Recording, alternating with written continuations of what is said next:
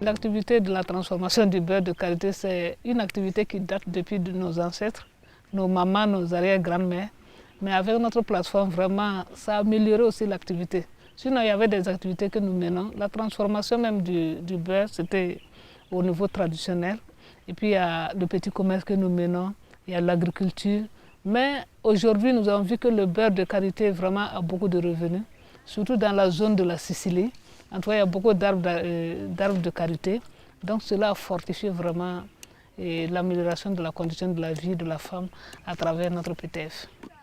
Dans le temps, on utilise 3 jours pour la transformation du beurre. Et puis aussi avec beaucoup de personnel. Il faut être accompagné de tes belles-filles, de tes filles. Cela même a fait que beaucoup de femmes ne voulaient pas laisser les filles aller à l'école parce que compte tenu de l'activité qu'elles mènent, les filles sont là pour aider à barater. Et puis aujourd'hui, ça donne une bonne qualité et puis la quantité.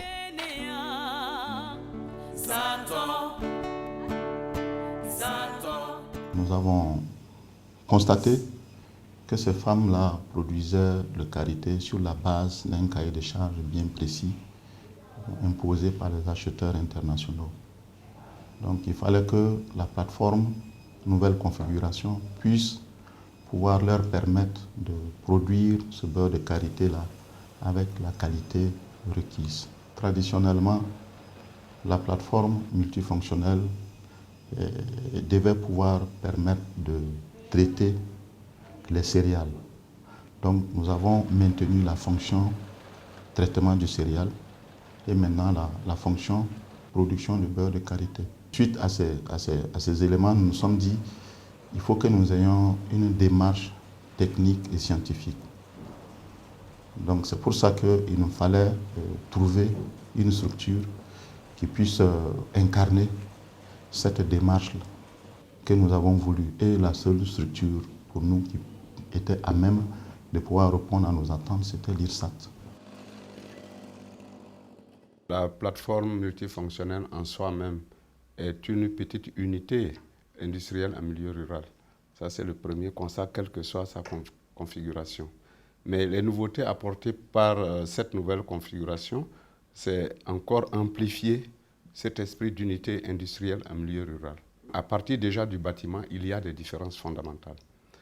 Une salle module produit humide, une salle produit sec qui produit de la poussière, une salle électrique pour les activités électriques et une salle motrice pour éviter que le gasoil, les odeurs du gasoil et d'autres impuretés dues au moteur contaminent le produit qu'on est en train de traiter. Il fallait voir le type d'équipement susceptible d'être installé, quel était l'encombrement des machines dans la salle. Ensuite, quel était l'encombrement probable des produits dans la salle. Quels étaient les espaces de circulation dans la salle. Il fallait voir quels étaient les espaces de sécurité dans la salle. Et c'est ce qui explique certaines ouvertures, certaines dispositions des portes. Tout a été calculé en tenant compte de cela. Ça, c'est le premier aspect des calculs, dimensionnement de l'espace. Le deuxième aspect a été le dimensionnement de la distribution de la source d'énergie venant d'un seul moteur. Parce que toutes ces machines sont animées par un seul moteur thermique. Et donc, il faut un arbre de transmission intermédiaire. Et le calcul de cet arbre de transmission intermédiaire nécessite un niveau de compétence relativement élevé.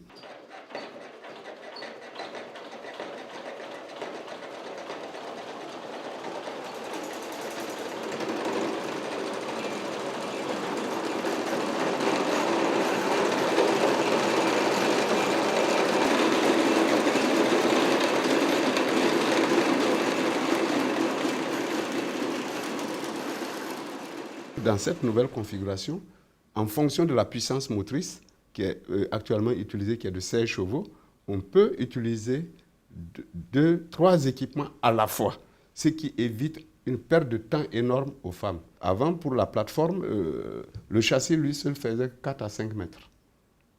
Aujourd'hui, le châssis, vous mettez dans une bâchée. Pour toute l'installation, vous mettez tout dans une bâchée, vous pouvez même en mettre 2, 3 et vous circulez avec.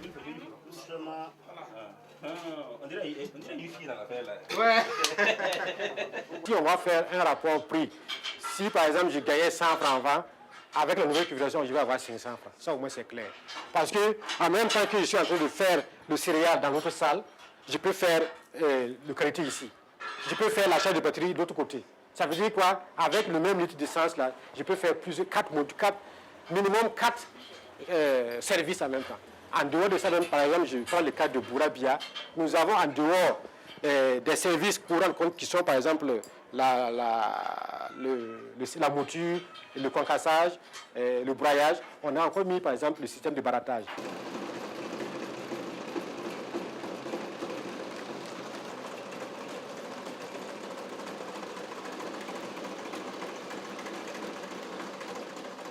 Depuis l'installation du plateforme, il y a des gens qui quittent 50 et 30 km, 40 km pour venir moudre le céréal, surtout le céréal sec. Ça aide beaucoup. Il y a des femmes aussi qui quittent 12 km, 22 km pour venir moudre leur beurre et puis la farine. Aujourd'hui, nous avons vu que, en tout cas, ça a changé beaucoup de choses dans la vie de la femme. Non seulement on a le temps pour autre activité. Non seulement on libère aussi les filles pour qu'elles puissent aller à l'école. Non seulement il n'y a plus de... surtout en hivernage, la femme veut faire du beurre de qualité, elle veut aller au champ, tout ça l'a aidé. Il n'y a plus de bagarre même entre la femme et son mari. Parce qu'elle prenait un grand temps pour faire son beurre. Mais avec notre plateforme, en tout cas, on a le temps aussi, c'est une économie de temps. Nous avons inséré au niveau de nos plateformes le processus de barattage à l'aide d'une baratte électrique alimenté par un moteur de 1 kW. Donc ça permet aux femmes, au lieu de faire ça manuellement, ça permet aux femmes, une fois la montée terminée, elles mélangent ça avec l'eau, elles introduisent dans la baratte et on met le moteur en marche. Et l'appareil va barater la pâte jusqu'à l'obtention de la matière grasse.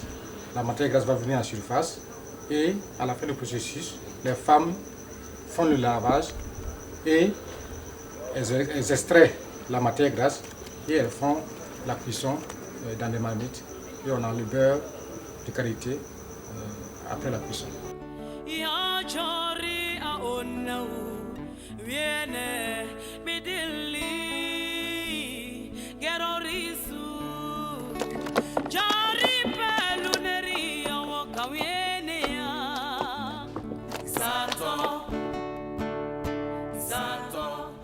Mulemi aha tukuno nya bari chon waya aba wilana ini iseri tuku tapolo balamati isiwoli tui kamole hale amole gere molane apara ka dondo maname atuni abre ahal agere achura ger no mame donc ano mulemi e chon nana kamola apara.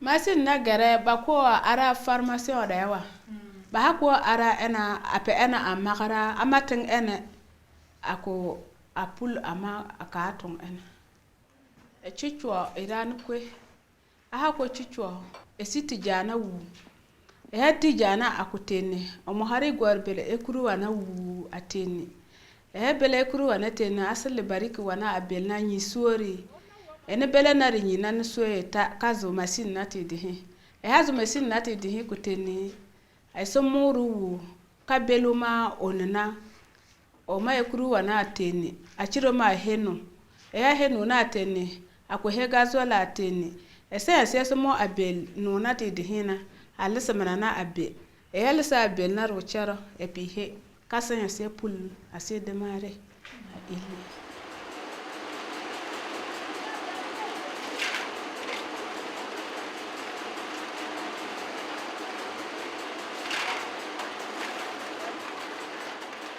Au niveau du suivi, nous avons le suivi par les animateurs, parce que dans chaque province, nous avons des animateurs.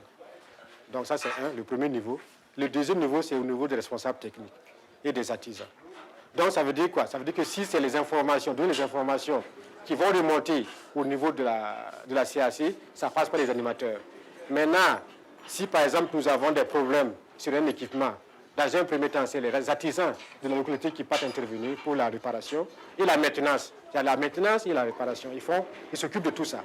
Maintenant, s'il arrive que le problème dépasse la compétence des artisans, ils font appel aux responsables techniques qui se déplacent pour aller voir et puis essayer de résoudre le problème. Mais jusqu'à présent, on essaie, en tout cas dans la dynamique, de pouvoir avoir l'information à temps et faire des corrections à temps, puisque c'est une recherche.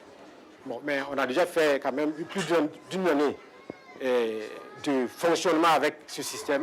On n'a pour le moment pas trouvé des problèmes qui puissent dire que le système n'est pas bon. Nous devons construire des abris, ça commence déjà par là, des abris assez solides.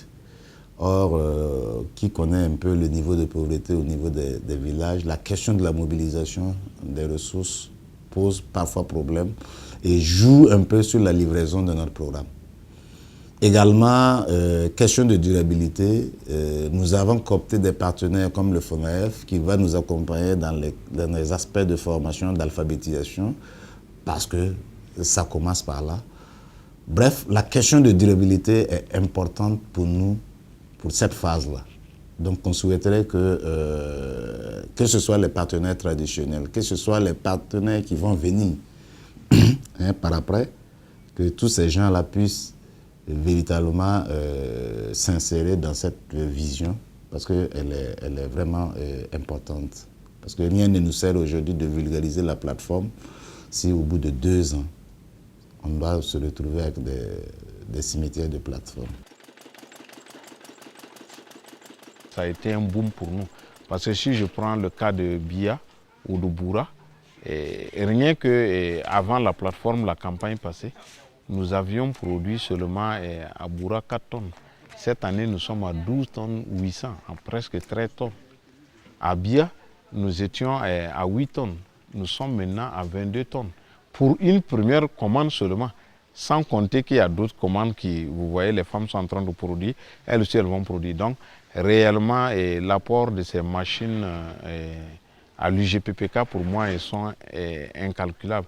Et qui dit qu'accroissement de production veut dire accroissement des revenus des femmes. Les différentes enquêtes que nous avons menées et qui donnent les causes et les manifestations de la pauvreté indiquent que la pauvreté est essentiellement rurale et elle concerne surtout les femmes. Et à ce niveau également, on note que les femmes ne disposent pas de sources d'énergie pour améliorer leurs conditions de vie. Et on sait également que l'énergie est source de progrès. Et c'est pour cela que ce programme a été initié par le gouvernement.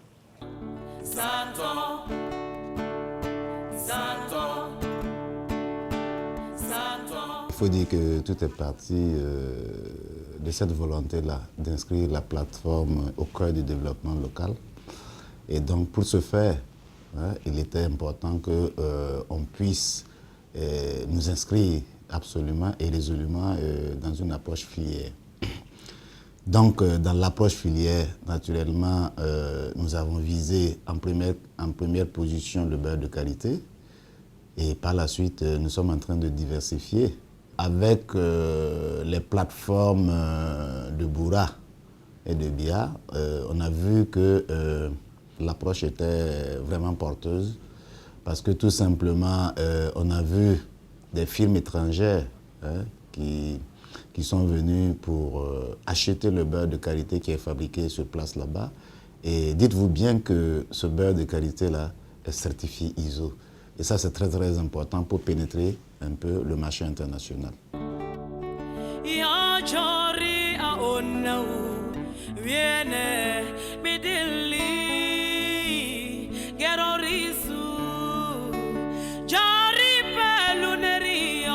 Yeah.